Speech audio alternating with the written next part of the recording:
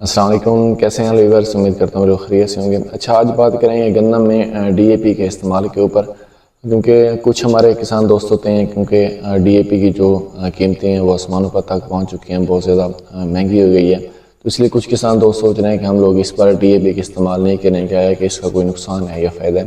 تو دیکھیں، یہ بالکل بہت بڑا نقصان ہے۔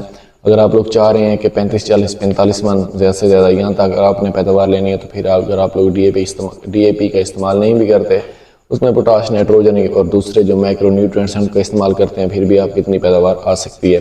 لیکن اگر آپ مقابلے میں جا رہے ہیں، اچھی پیداوار لینا چاہ رہے ہیں، 60 من پلس لینا چاہ رہے ہیں، تو پھر آپ نے ڈی اے پی کا استعمال کرنا ہے۔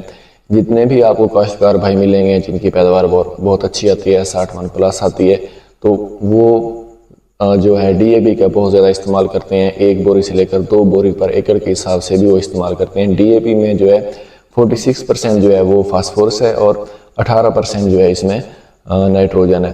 ہاں، اگر آپ کی جو زمین ہے وہ کلراٹھی ہے، پکے وٹ کی زمین ہے، تو پھر آپ لوگ اس میں تیزابی کھادوں کا بھی استعمال کر سکتے ہیں، ایم اے پی کا بھی استعمال کر سکتے ہیں۔ لیکن آپ نے یاد رکھنا ہے کہ ڈی اے پی کا استعمال آپ نے زمین کی تیاری میں ہی کرنا ہے۔ اگر زمین کی تیاری میں کریں گے اس کا استعمال، تو اس سے کیا ہوگا، جو پودے کی جڑیں ہیں وہ اچھی بنیں گی، سٹرکچر ان کا اچھا بنے گا۔ جتنی اچھی اور صحت مند پلانٹ کی جڑیں ہوں گی، اتنی زیادہ وہ جو خوراک ہے پودے کے لیے اکٹھا کر کے لائیں گی، اور جتنا اچھی خوراک وہ اکٹھا کر کے لائیں گی، آپ سب جانتے ہیں، اتنے ہمارے پلانٹس کی جو ہے اس کی گروتھ اچھی ہوگی، اس کے سٹے اچھے بنیں گے، دانوں کی بھرائی اچھی ہوگی اور اس کا وزن بھی اچھا ہوگا۔